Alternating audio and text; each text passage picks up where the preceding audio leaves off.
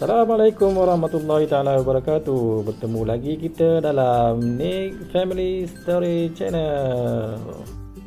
Video kali ini kita nak DIY tilam untuk diletakkan di dalam camper atas. Setelah ukuran diambil, kita sketch dan plan macam mana cara kita nak buat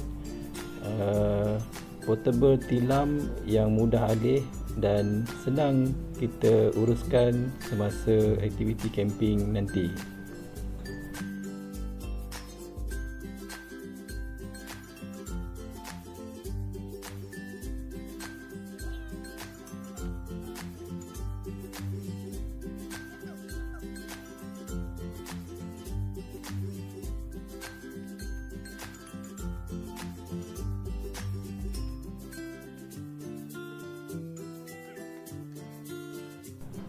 Setelah selesai membuat sketch dan plan, kita membuat order barang-barang yang kita perlukan di Shopee.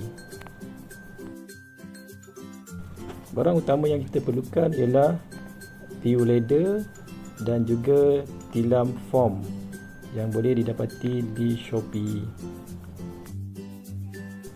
Selang 3 hari, barang yang diorder daripada Shopee telah pun sampai. Jadi kita dah boleh mulakan aktiviti kita untuk DIY portable tilam. Okey, jom kita unboxing dulu tilam foam dan juga pembalut PU leather yang kita beli daripada pembekal di Shopee.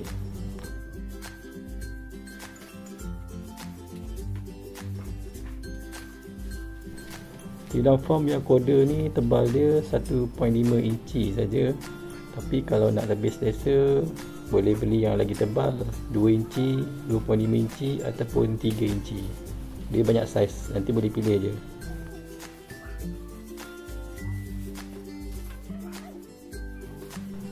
Ya, aku agak beruntung kerana anak-anak sentiasa membantu. Setiap kali projek DIY yang aku buat, mereka lah yang paling teruja dan sangat-sangat membantu.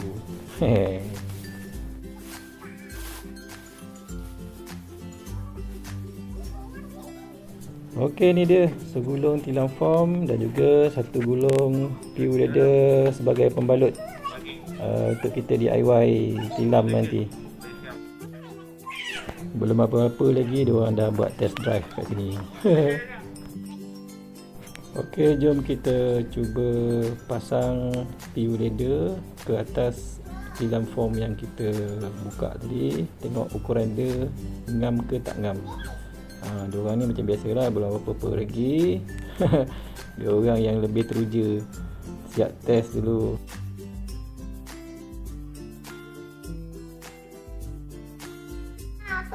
Inilah dia tukang review kami. Ni abang ya. Kakak AI. Ini abi abang. Hey guys. This button. Boleh. Ke belakang sikit. Pijak. Ni pijak. Ini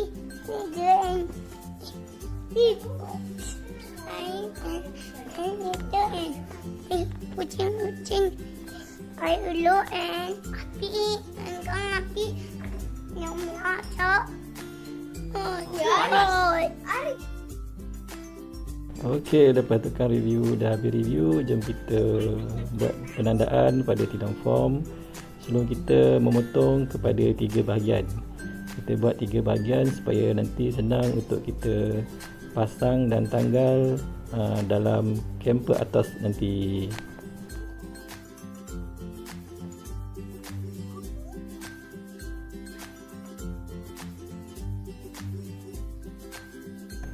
Penandaan dibuat mengikut apa yang kita dah plan sebelum ni, dan marking yang betul perlu dibuat untuk mengelakkan daripada tersalah potong ataupun tersilap ukuran.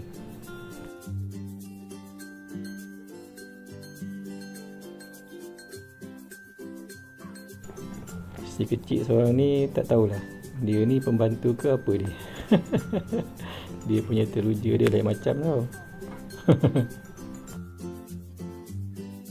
Okey, selepas semua penandaan dah siap, kita mulakan memotong form kita kepada 3 bahagian seperti yang kita plan sebelum ni.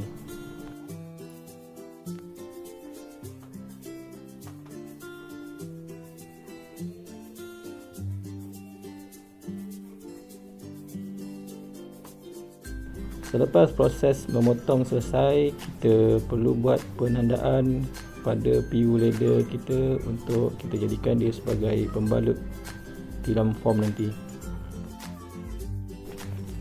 PU ladder ni kita akan gunakan sebagai pembalut belah atas untuk tilam form ni, dan di bahagian bawahnya kita menggunakan plywood yang nipis. Kita jadikan dia sebagai alas dan tapak untuk kita lekatkan PU ladder nanti. Proses penandaan pada PU ladder ni kena berhati-hati sebab aku order hari tu ukuran dia betul-betul ngam je dengan ukuran sebenar tilam form ni.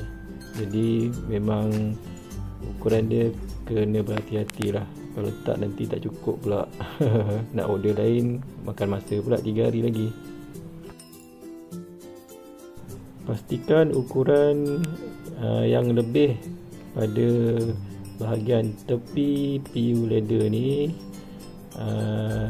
sama dengan ukuran tebal tilam form yang kita beli. Kalau lagi tebal, lagi banyak kita kena lebihkan untuk proses melekat atau menampal pada papan plywood nanti.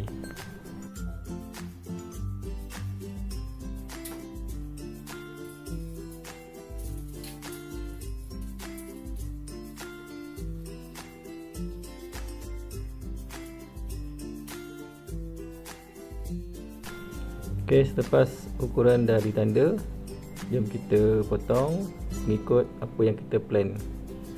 Kita potong kepada 3 bahagian. Kenapa kita potong 3 bahagian? Korang boleh tunggu sampai habis episod kali ni. Kenapa 3 bahagian akan terjawab di akhir video nanti.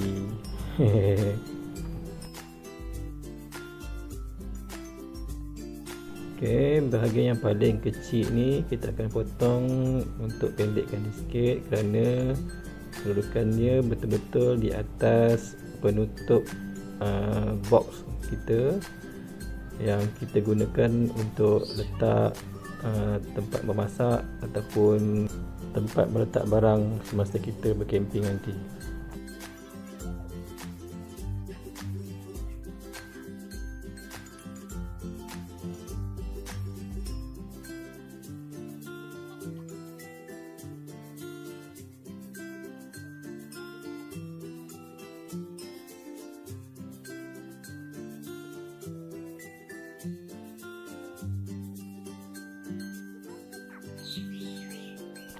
Okey, kemudian kita buat penandaan pada papan plywood yang kita akan jadikan sebagai tapak ataupun pemegang kepada PU ladder yang kita gunakan nanti.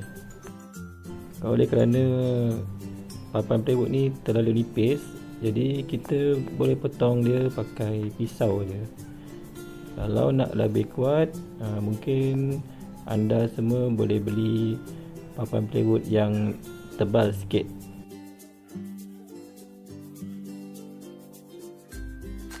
Okey, macam yang kedudukan dia, paling bawah PU ladder, kat tengah-tengah tu tilam form, dan yang paling belakang sekali adalah papan plywood yang kita potong tadi. Aku hanya gunakan stapler gun ni untuk lekatkan PU ladder pada papan plywood. Lekatkan di bahagian tengah dulu, kemudian slow lekatkan ke tepi. pastikan dia betul-betul kemas sebelum kita stapler dia.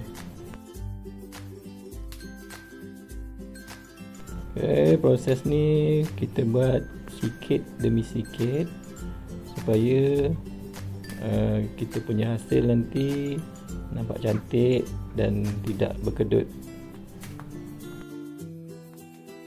Dalam proses memasang sarung tilam ni, kita tak perlu menggunakan sebarang jahitan, hanya menggunakan stapler gun saja untuk melekatkan PU ladder kepada plywood.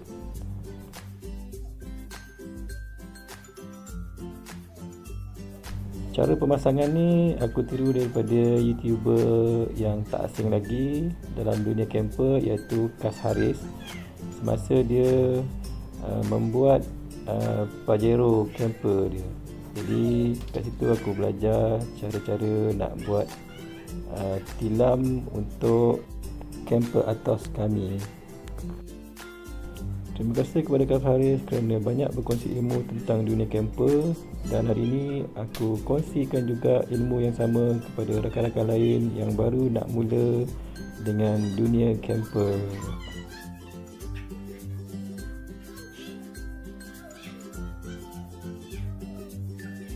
Untuk finishing yang bahagian pada hujung sekali, kita perlu buat dengan rapi supaya hasilnya nanti memuaskan kita.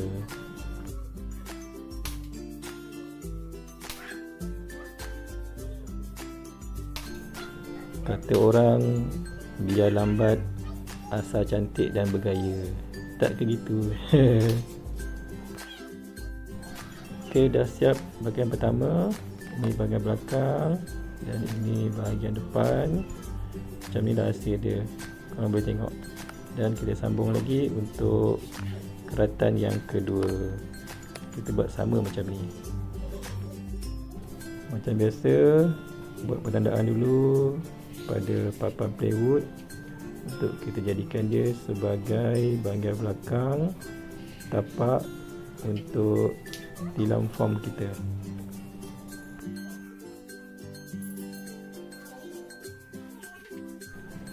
Proses memotong dengan hanya menggunakan pisau yang tajam, kerana papan plywood ni nipis je.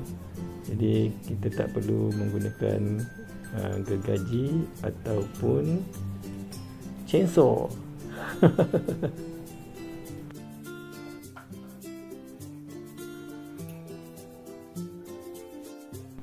Okey, kita hamparkan keratan PU ladder kita yang kedua dan ratakan sebelum kita meletakkan tilam form dan papan plywood. Ukuran mestilah mau tepat dia kawan-kawan, supaya masa kita melekatkan pada papan plywood nanti ukurannya tak lari dan ketepatannya yang kita nak. Pastikan betul-betul dah okey, baru kita lekatkan pada papan plywood.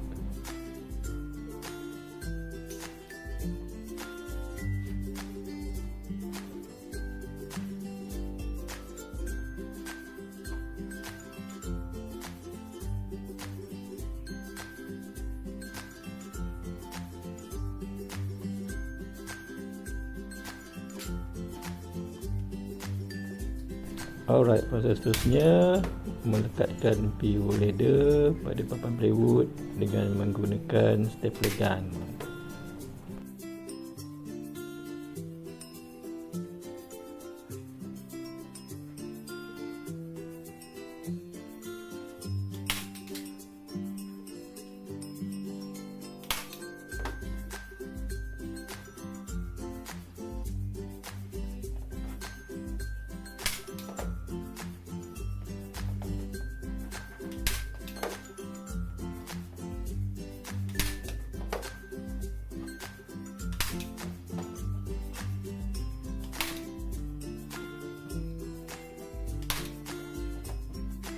Ulang proses yang sama macam keratan yang mula-mula tadi. untuk keratan yang kedua ni. Sampailah siap.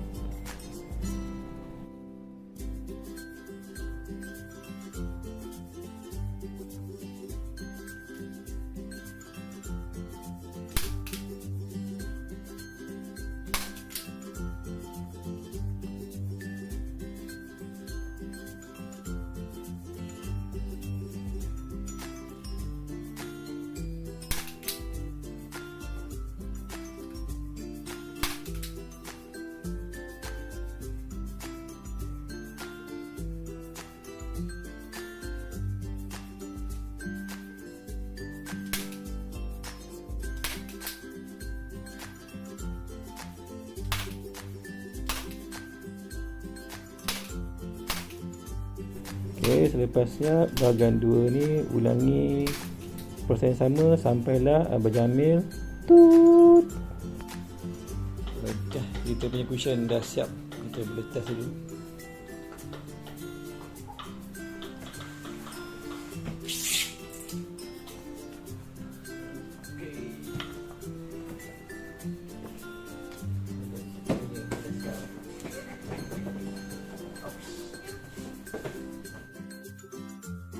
Okey, lepas ni kita boleh test pasang dekat atas camper car kita. Kita pegang tak ujung sekali.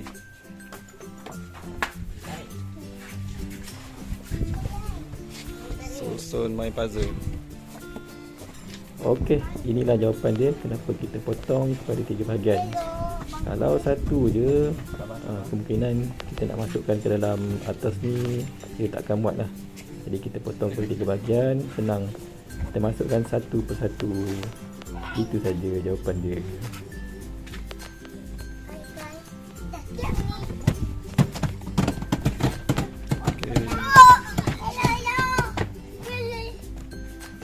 Okey, dah jadi katil kita.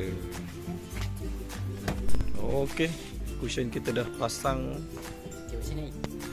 Tengok model gitu tu. Hai guys, kat. Hai ya. Dah siap cushion. Okey, 1, 2, 3. Okey, jarak tilam dengan ceiling Habis ngam sini tak apa duduk. Tu kanak-kanak Ribina. Yang besar sikit tak boleh. boleh. Habis. Sini boleh. Tak boleh. Duduk tengah-tengah je tau. Boleh. Okey, bila baring 4 orang boleh duduk kanak-kanak Ribina guys. Kalau keduk Tapi sempit. Sempit-sempit. 1, 2, 3, 4. Kanak-kanak Ribina boleh tidur. Habis dia boleh duduk. Satu. Yang tepi. Bangun Mai, bangun. Mai. Yang pagi tu patah. Boleh. Ya.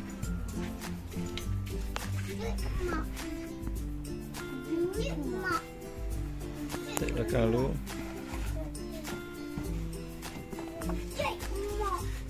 Okey, tarik, ambil buang.